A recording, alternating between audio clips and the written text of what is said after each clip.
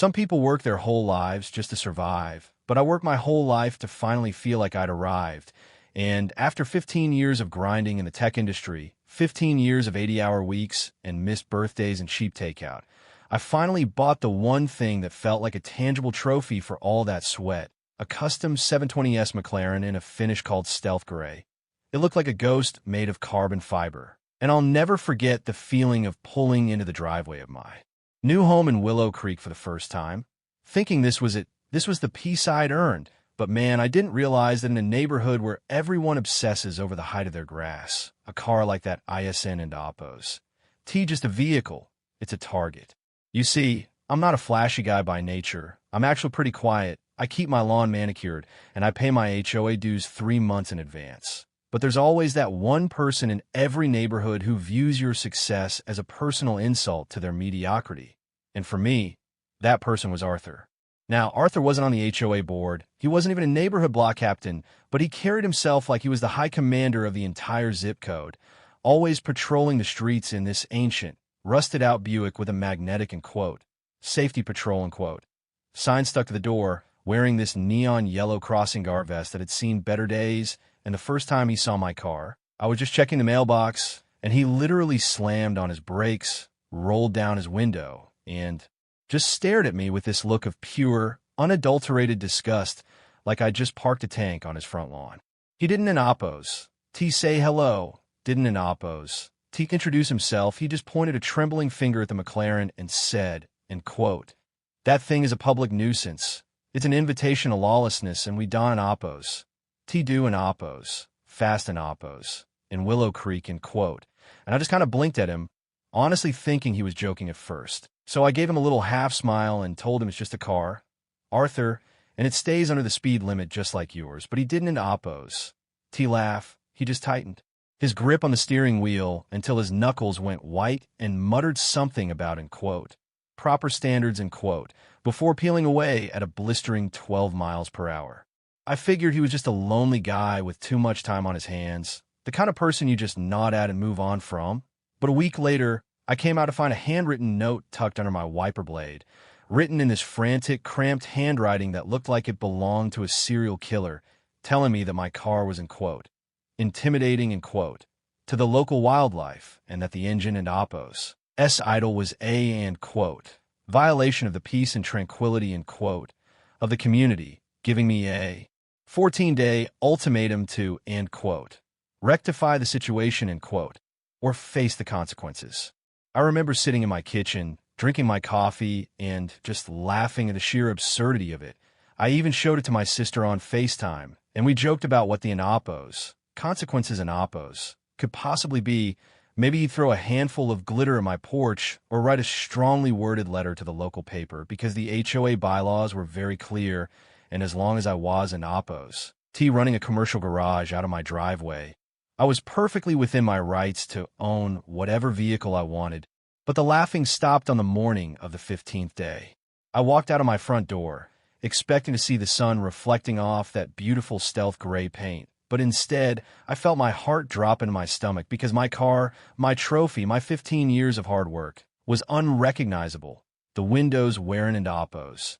T just cracked. They were shattered into a million tiny diamonds that coated the interior. The tires had been sliced so deeply the rims were sitting on the concrete, and someone had taken a heavy-duty sander or a coarse rock to the hood, grinding through the matte finish down to the bare metal in long, jagged streaks of pure malice. I stood there in the silence of the morning, my hands shaking so hard I could barely hold my mug, and for a second, the world just went gray because this wasn't an Oppos. T just a prank. It was a hate crime against a piece of machinery that had never done anything to anyone.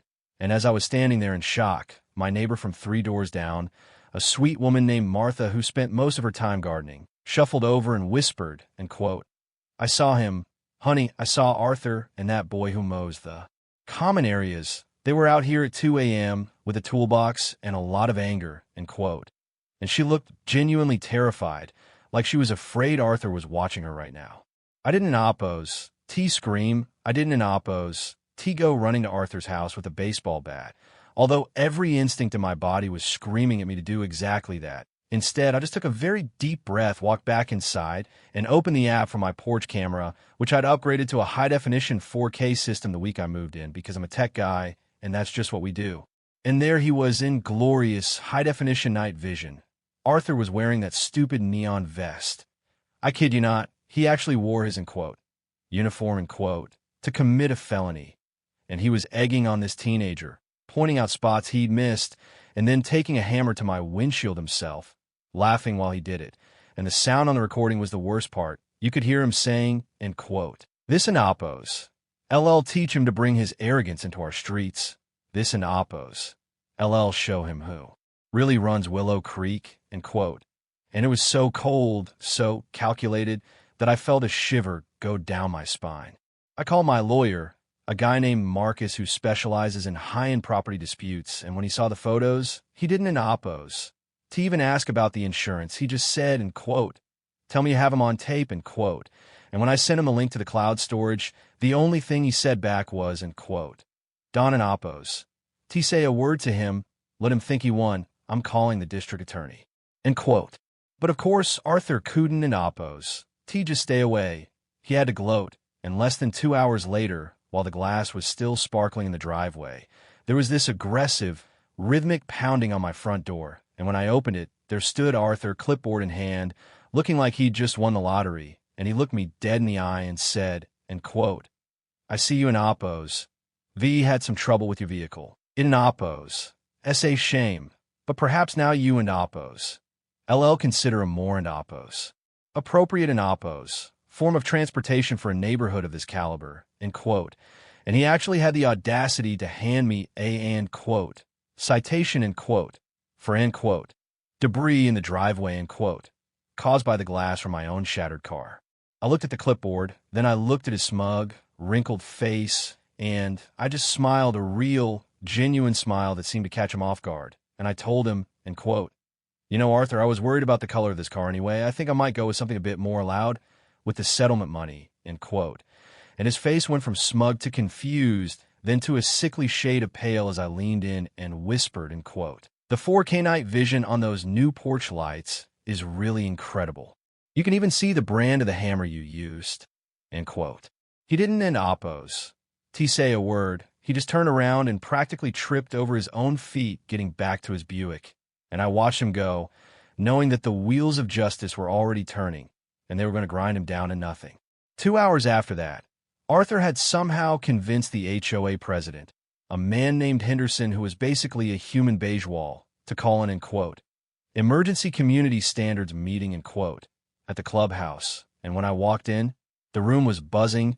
Arthur was sitting at the front like he was the guest of honor, and Henderson started talking about how, certain elements, were bringing down the property values, and how Arthur had been, proactive, in maintaining the peace. I let them talk for 10 minutes, let them dig a hole so deep they'd never climb out, and then I stood up, plugged my laptop into the projector they use for movie nights, and I didn't Oppos. T say a word, I just hit play, and the entire room went dead silent as they watched their, safety patrol, Hero turned into a common criminal, the sound of the hammer hitting the glass echoing through the clubhouse like a gunshot. The silence that followed was the loudest thing I've ever heard. Henderson looked like he wanted to dissolve into his chair, and Arthur just sat there, his mouth opening and closing like a fish out of water, while I calmly explained that the repair estimate for the McLaren was already sitting at $180,000 due to the specialized carbon fiber work and the custom paint. And since the HOA had just spent the last 10 minutes praising his, proactive, behavior, my lawyer was prepared to name the entire board in a massive civil suit for vicarious liability and negligence. You've never seen a group of people turn on someone so fast in your life. Henderson immediately started stammering about how Arthur was, just a volunteer, and, never had any authority, but the damage was done. The police arrived 10 minutes later. I'd timed the call perfectly, while they didn't Oppos. T just give him a ticket. They let him out in handcuffs in front of the neighbors he'd spent years bullying, charging him with first-degree criminal mischief and felony impersonation of an official. The trial was almost a formality because the video was so damning. The judge actually looked disgusted, And when Arthur's lawyer tried to argue that he was, in quote, suffering from the stress of a changing world, in quote, the judge just cut him off and pointed out that, in quote, a changing world doesn't in oppose T give you the right to destroy a man's dream with a hammer, end quote. And the sentence was beautiful. 2 years of probation, 300 hours of community service. Ironically, picking up trash on the side of the road in a neon vest. And a restitution order that was so high it forced him to sell his house just to cover the initial payment. But the real kicker, the thing that really felt like justice, was that the neighborhood finally woke up. They realized that by letting people like Arthur run the show through fear and, in quote, tradition, end quote, they turned their home into a prison. So they voted out the entire board, dismantled the, in quote, safety patrol, end quote, for good, and actually started talking to each other again. I stayed in that house, and a few months later, a flatbed truck pulled up and dropped off a brand new McLaren, this time in a vibrant, defiant shade of electric orange that you can see from 3 blocks away.